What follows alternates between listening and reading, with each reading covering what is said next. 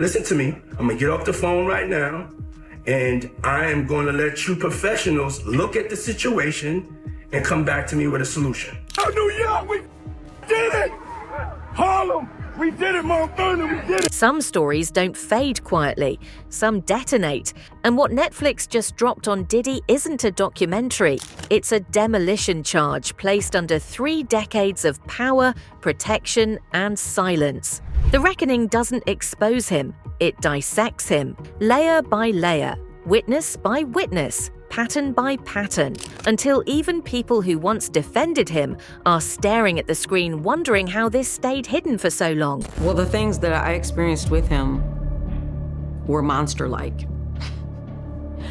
That stuff almost destroyed my life. But the part that rattled people most wasn't the interviews. It wasn't the allegations. It wasn't even the footage. It was the timing. Because just days before the world pressed play on this series, something leaked. Something private, something panicked. A phone call that made one thing terrifyingly clear. Not only was he abusive to me from an employer-employee standpoint, he was also abusive to me in other ways. Diddy didn't get blindsided. He got cornered.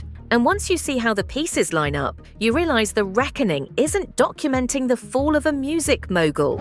It's documenting a countdown before the FBI raids, before the lawsuits, before the industry went silent. This story didn't begin with Netflix.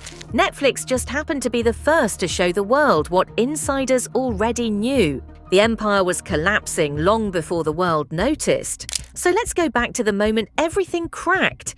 It started with a whisper, not a headline, not a police report, a leak, a private audio clip, supposedly recorded just days before federal agents hit Diddy's homes, where he sounded nothing like the untouchable mogul he had built himself into. No swagger, no bravado, just a man whose voice kept shaking as he talked about timelines, lawyers, and things spiraling faster than expected. That has dealt in the dirtiest of dirtiest, dirty business of media and propaganda. Insiders who heard the full version said the fear in that recording didn't sound theatrical. It sounded real.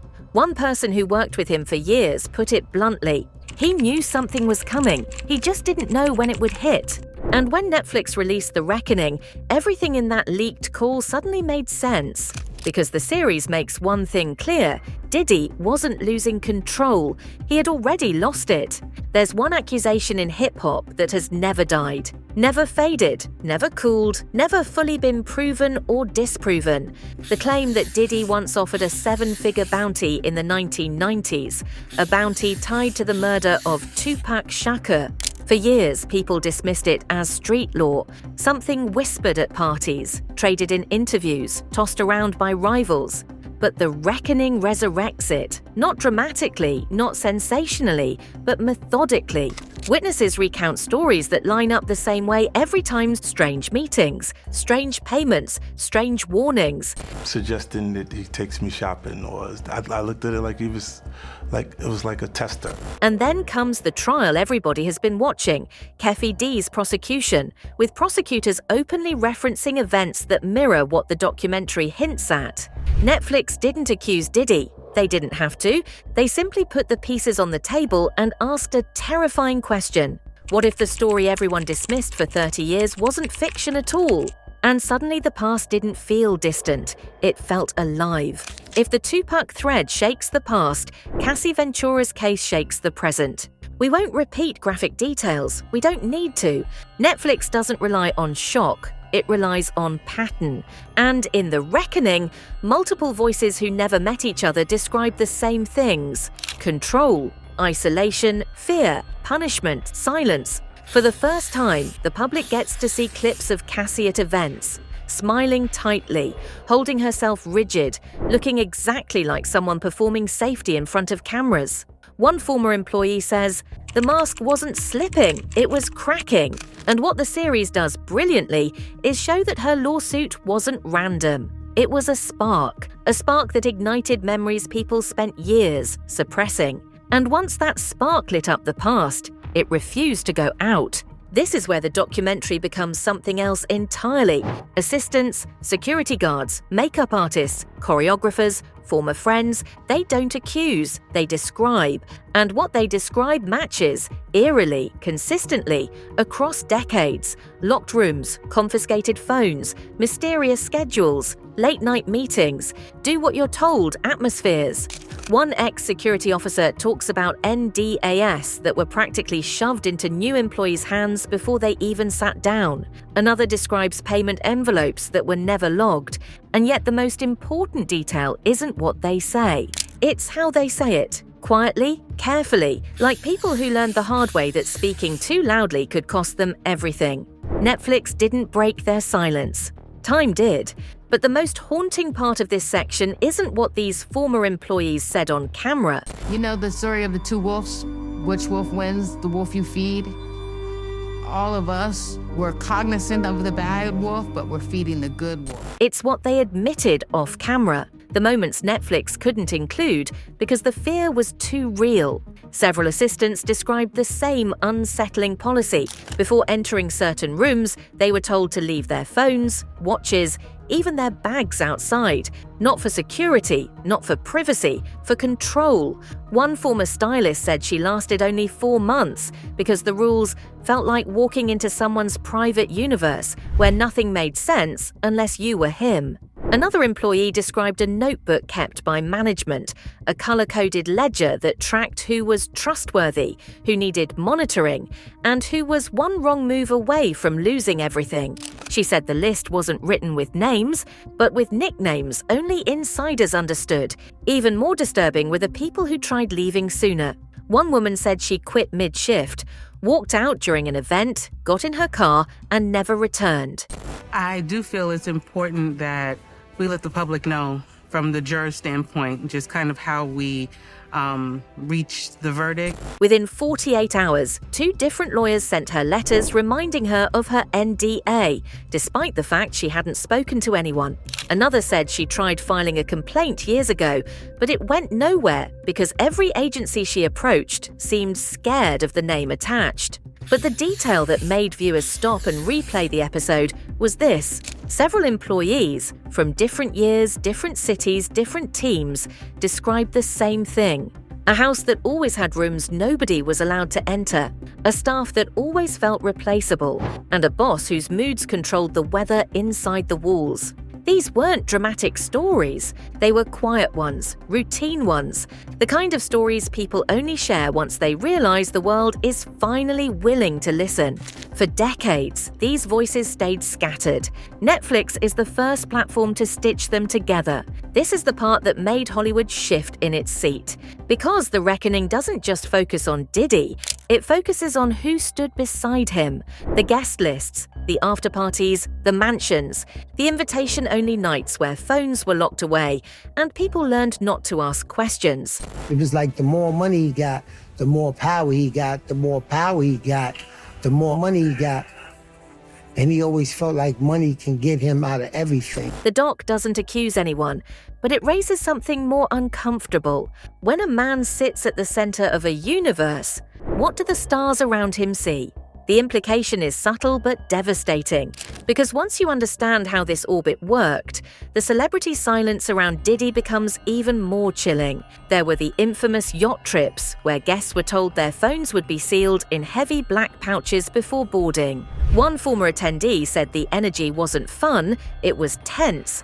Like everyone was pretending to have the time of their lives while avoiding eye contact with the wrong people. What is the job of an executive assistant? What do you do? Well, the job of an executive assistant is to staff him. 24/7, essentially, he needs staffing. There were private flights where passengers were handed one-page guidelines that politely, but firmly, discouraged certain types of conversations. Not because of safety, but because of expectations. Then there were the parties, the ones whispered about but rarely confirmed, where the music never stopped, the lights never brightened, and the guest list seemed to follow its own logic. Not just celebrities, people from tech, from finance, from politics, people whose names were never photographed but whose presence shaped the room. One producer, not featured in the doc, but referenced by insiders. allegedly stopped attending these events after witnessing something that changed his view of the music industry forever. He never explained what he saw. He didn't need to, because every story in The Reckoning carries the same undertone. And they seize cases and cases of the kinds of personal lubricant and baby oil that Combs' staff allegedly used to stock hotel rooms for the freak-offs. People didn't stay quiet because they didn't know what was happening. They stayed quiet because they knew exactly how dangerous it might be to speak. And that unspoken rule, that invisible pressure, might be the most revealing part of the documentary. Some people didn't speak up because they were scared. Others didn't speak up because they benefited. And some didn't speak up because they knew too well what happened to people who crossed him. One industry insider in the film puts it in a way no one has forgotten. Silence wasn't loyalty, silence was survival. And suddenly, people who once posted smiling photos with Diddy started quietly deleting them.